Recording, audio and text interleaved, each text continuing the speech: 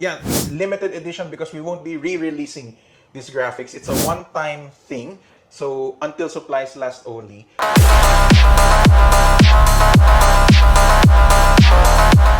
Hello everybody! Nandito po tayo sa awesome studio ng Moto Market.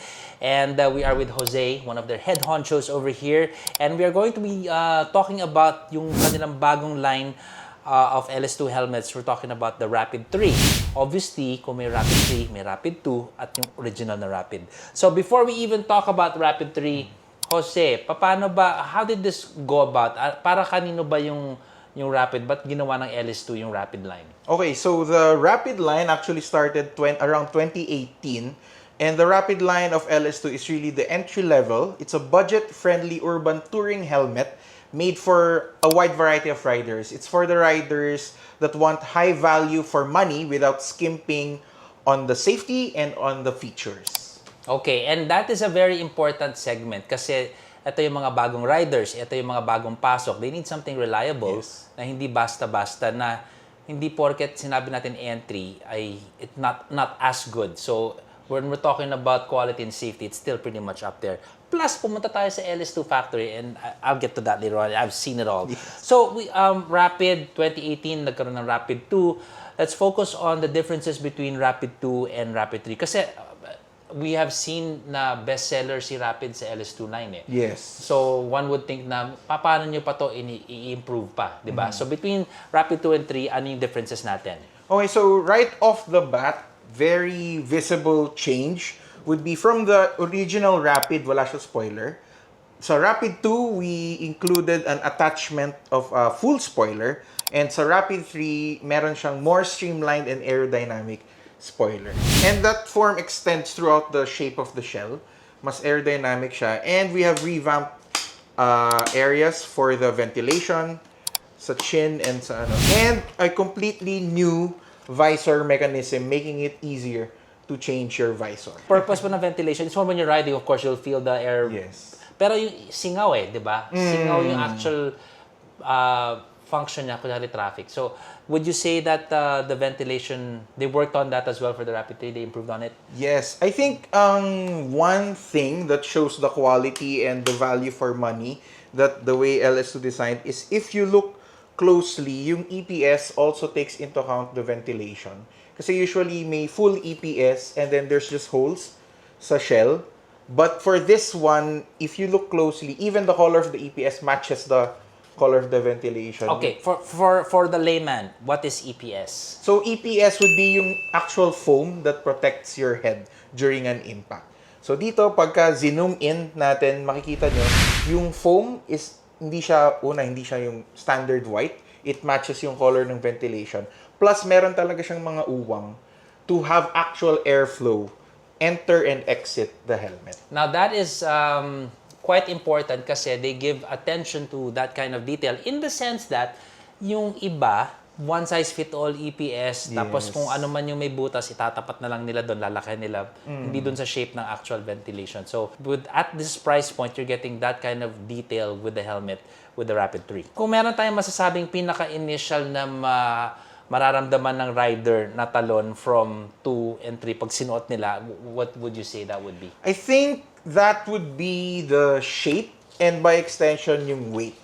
Kasi the Rapid 2 is the first foray of LS2 into 2206 ECE standards. And I think with Rapid 3, na perfect na ni LS2, learning how to fit and pass those standards with a smaller and more streamlined shape as well as a lighter weight material. So, if you guys watch the Makina feature nung pumunta tayo sa LS2 factory, you would remember that they are pretty strict and they have all of the standards per station. Makikita mo na ito yung ECE, ito yung DOT standard, ito yung so on and so forth standard. And without even asking Jose about it, I can already tell you kasi nakita ko naman siya na whether it is going to be entry level or beyond that, when we're talking about just safety, pasado sila lahat, magkakapantay sila, even with the more expensive helmets kasi may safety standard siya. Para kaninong rider ang Rapid 3? So, considering you got safety, styling, and all of that. I think Rapid 3 is yung talagang helmet for everyone.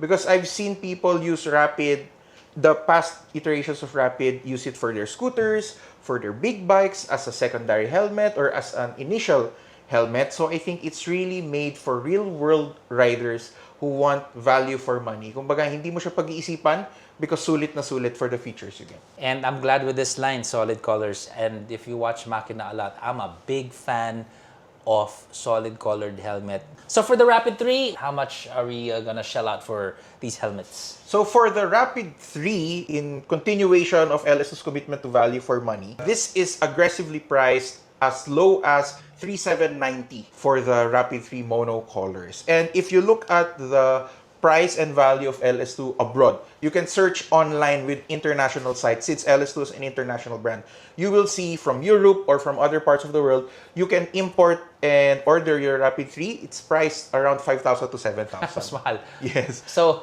buti na lang may Moto Market. And it is true, if you compare international brands of the same model in other parts of the world, mas mahal talaga sila. And on that note, we have something special that we are going to Yes. reveal as well. Shall we reveal it? Let's reveal it.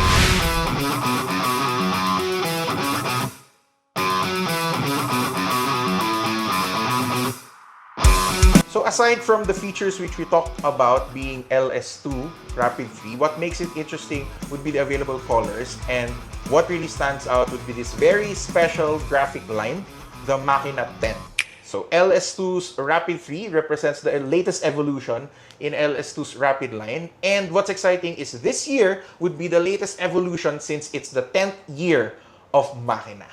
So, first and foremost, thank you so much. And I'm looking at it and I can't help but say, wow, I'm not surprised. LS2 eh. So, kwento ko lang, paano ba nangyari itong LS2? We were talking, chit-chatting in EICMA. It was 2 years ago, 2024. Nagkausap kami ni Ryan. Of course, Ryan is the man behind Moto Market. And we were talking about what's a nice thing to do with the 10th year anniversary of Makina. And that is a commemorative limited edition 10th year anniversary helmet. And this is also going to be in line with the Blue Bee Foundation. It's a charity for children. Meron tayong number of helmets na ibebenta na mapupunta sa kanila yung proceeds noon. So a lot of things just gelled into place. And ang value pa nito is different because, to be honest with you, wala kaming kinuhang royalties for Makina. I mean, yung relationship natin with Motorworld, hindi ganun eh. So, because of that, may dinagdag na extra si Ryan. Hindi siya parang, oy, more margins. He put more. It's an extra visor, right? Yes, a special electron visor. Kasi hindi na nagpartake si Makina sa royalties na yan. Just to be absolutely clear about it. And what is so special about this, kunyari, I'll just grab the white one. If you can see, actually mas matibay itong version na to eh. Why? It's because of the logo. Tumibay yung molecules, right? Yes. The molecules just tapos sobrang tibay na niya. Area natin ang mga graphics. Yeah, you guys know naman I was kidding. But anyway, yun nga, we have gray, we have black and red. Sorry, gray neon. We have the one with black and red. My personal two favorites is this and this because this represents colors that I really, really like. Kaya yung logo ng Makina is black and red. I really like these two. These are very special, holds a special place in my heart as well. So, looking at it, Zach, no, from the design, what stood out for you? para siyang 80s na timeless, especially this one, yung pagka-Stranger Things yung dating nito eh. Especially with the wiggly lines over there. And yun nga, I'm glad that we're able to do this also in line with the Blue Bee Foundation with Moto Market. One of the early first supporters ng Makina nung wala pa tayong followers nun was Moto Market. They believed in our vision of giving motorcycle news, and 10 years later, look what we have here. Actually, what I need to ask you guys now is the price point of this. What are we looking at for the limited edition Makina? Okay, so for the limited edition, yeah, it's limited edition because we won't be re-releasing these graphics. It's a one-time thing. So until supplies last only, we will be launching the LS2 Rapid 3 Makina 10th edition graphics for 4,990. And that includes already the special Electron visor. And yung Electron visor natin, iba-iba siya. It matches the helmet color. There you go. So, pretty good value for a helmet. Thank you so much, Moto Market, for doing this. Thank you for helping us help the Blue Bee Foundation as well. And sana matuwa po kayo dito sa helmet ito na gawa po ng LS2.